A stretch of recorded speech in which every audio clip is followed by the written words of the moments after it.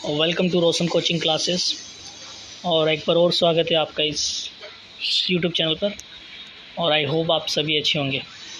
तो आज के जो क्वेश्चंस जो है क्वेश्चन ऑफ द डे जो कि डेली में लाऊंगा, और इसमें जो क्वेश्चंस है क्लास 12th हिस्ट्री का है, चैप्टर 4 का है। तो इसमें जो क्वेश्चन है वो पहला है कि summarise the central teaching of Jainism, यानी जैनिज़्म की जो सेंट्रल टीचिंग है उसके बारे में बताना है। और इसको जो है 100 से लेकर 150 वर्ड में लिखना है। तो इसका अप्रोच क्या रहेगा लिखने का वो बहुत इंपॉर्टेंट है। तो आइए कोशिश करते हैं इसको कैसे लिखेंगे। जैसे कि मैंने बताया कि सेंट्रल टीचिंग के बारे में पूछा है जैनिज़्म की, तो डायरेक्टली वो लिखना स्टार्ट नहीं करना। First of all you have to write about the कुछ छोटे छोटे पॉइंट, जैसे कि उसके बारे में लिखना है कि डेवलपमेंट कब हुआ, 6 BC में हुआ। उसके बाद टोटल 24 तीर्थंकर थे, और उसमें से आपको ये भी बताना है कि फर्स्ट कौन थे, जैसे कि ऋषभ देव, और उसके बाद जो 24वें थे महावीर। तो ये अंतिम जो है तीर्थंकर थे महावीर। साथ में जो है आपको पता है कि जैनिज़्म ने जो है ये कहा था कि संपूर्ण विश्व प्राणवान है, यानी सभी के अंदर जीवन होता है, जैसे कि स्टोन, वाटर, जो भी अवेलेबल है इस नेचर में। तो ये कुछ बातें आपको शुरू में इंट्रोडक्शन में लिखना है, मतलब समझाना है। उसके बाद जो डायरेक्टली मेन बॉडी पर आना है, और इसके अंदर जो है आपको first of all right about the Karma यानी कर्म के बारे में लिखना है कि जो भी बर्थ एंड डेथ है वो डिसाइड होता है कर्मा के ऊपर। तो अब जो भी कर्म करोगे उससे आपको ये डिसाइड किया जाएगा कि क्या होगा आपके आगे। उसके बाद जो है उसमें 5 जो सिद्धांत यानी 5 वर्थ जो है, जैसे कि 5 वॉस: हत्या न करना, चोरी न करना, झूठ न बोलना, ब्रह्मचार्य और धन संग्रह न करना।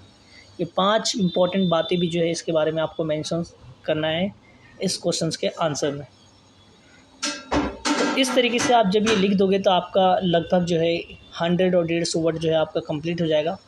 तो आपको शुरुआत में यही लिखना है कि उसके कुछ इंट्रो के बारे में कि जैनिज़्म की शुरुआत कब हुई, कितने तीर्थंकर थे, और साथ में जो है फर्स्ट कौन था, लास्ट कौन था, उसके बाद उसने क्या बोला, उसकी मेन आइडियाज़ क्या थे, उसके बाद जो है क्या क्या टीचिंग थी उसकी।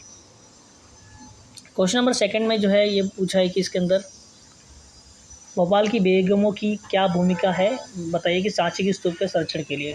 तो discuss the role of begums of Bhopal in the preserving the stupa at Sanchi. तो सांची आपको पता है काफ़ी इंपॉर्टेंट है रोल उसका, और उसको बचाने में बेगमों की काफ़ी बड़ी भूमिका रही है। तो इसमें क्वेश्चन यही है कि उनकी क्या भूमिका रही। तो सबसे पहले आपको डायरेक्टली इनकी भूमिका के बारे में नहीं लिखना, पहले आपको कुछ बताना उसके, क्योंकि बुद्धिज़्म से रिलेटेड है सांची। साथ में जो है इसका लोकेशन के बारे में बताना है, कहाँ पे स्थित है, जैसे कि एमपी के अंदर है, भोपाल में। उसके बाद जो है सांची की स्ट्रक्चर के बारे में भी बताना है, हर्मिक, गोलार्ध, टीला की तरह ये सब। या आपको जो है कुछ स्ट्रक्चर के बारे में आपको मेंशन करना है। उसके बाद डायरेक्टली जो है आपको बताना है कि क्या क्या इसके कॉन्ट्रीब्यूशन थे किसके, शाहजहाँ बेगम और सुल्तान जहाँ बेगम के। तो ये 2 जने जो थे उनका काफ़ी इंपॉर्टेंट रोल है सांची की संरक्षण में।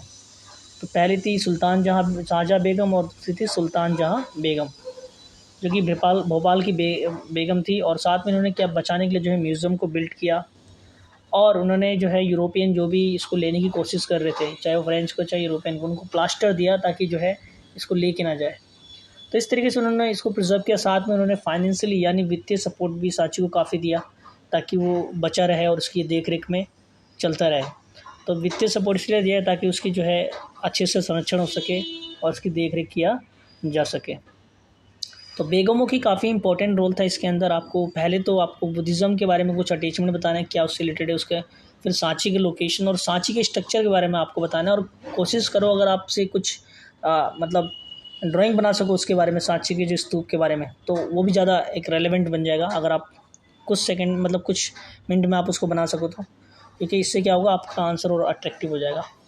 तो आई होप आपको ये समझ में आ गया कैसे अप्रोच करना है, और इसको जो है आप क्वेश्चन करके मुझे बता सकते हैं। Thank you so much.